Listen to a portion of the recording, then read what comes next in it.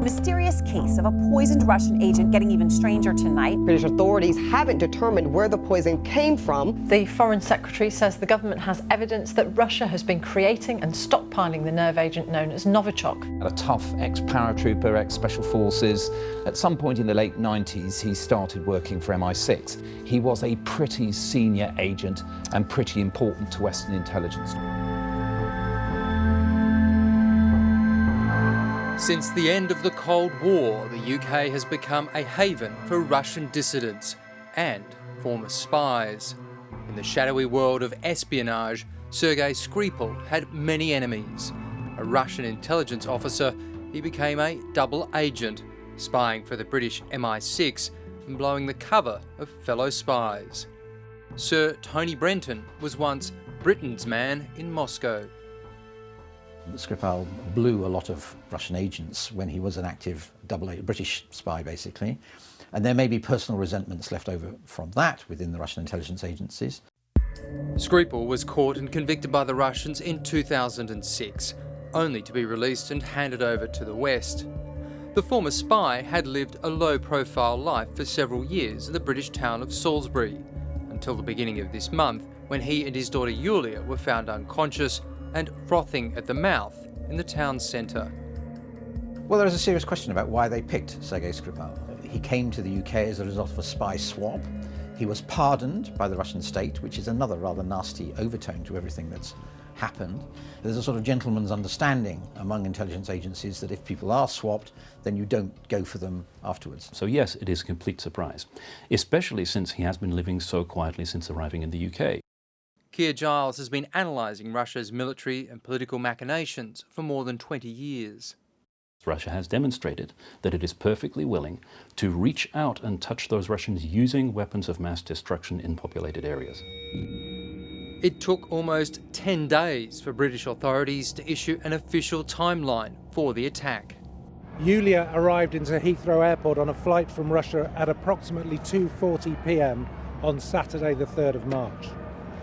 At about 1:40 p.m. on Sunday the 4th of March, Sergei and Yulia arrived at the Sainsbury's upper-level car park. They went to the Bishop's Mill pub before going to Zizi restaurant, and they were there until 3:35 p.m. Emergency services first received a report from a member of the public at 4:15 p.m, and police officers who arrived in the town centre found Sergei and Yulia in an extremely serious condition. A police officer who came to their aid has also been hospitalised. All three continue to fight for their lives. British authorities say the weapon was a nerve agent, Novichok, developed during the Cold War, and a weapon Russia created to evade international prohibitions. It's about at least 5 times more deadly than VX, which is one of the most deadly chemical agents. It's either in a very fine powder, or it's wiped onto the skin, or sprayed on in some form of aerosol. As a result of that, it shuts down your ability to breathe and your body to function. It actually shuts down the muscles, and then as a result of that, your lungs fill up with fluid. And then, the onset of death is quite soon after that.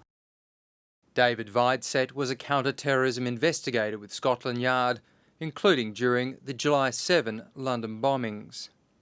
It's the first use of a chemical weapon in Europe since the Second World War, and we don't want to see it again. The tranquil English country town of Salisbury is now at the centre of an international intrigue. Just how was this nerve agent delivered? One theory focuses on it being applied to the door handles of Sergei's car or in the air vents. Another theory being Yulia may have brought it inadvertently in her luggage from Russia. Perhaps she sprayed perfume on herself when she's arrived in this country. Perhaps she put, something on her face, and then she's kissed her father, and he's become infected. Perhaps he's not the target. Perhaps it was never supposed to happen here in the first place. This attack had the potential to cause even graver consequences. Releasing a nerve agent like this on the streets is irresponsible and insanely dangerous. It's just not plausible that this attack would be carried out without the endorsement of the Russian state at a very senior level. simply because using a nerve agent like this, which is a highly tightly controlled substance, and one that Russia has denied it possesses, is a political statement in its own right, regardless of how many casualties it causes.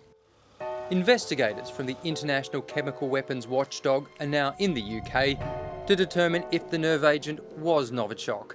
That watchdog has declared Russia was clear of chemical weapons just last year, but the British government is adamant Russia kept its toxic weapon secret.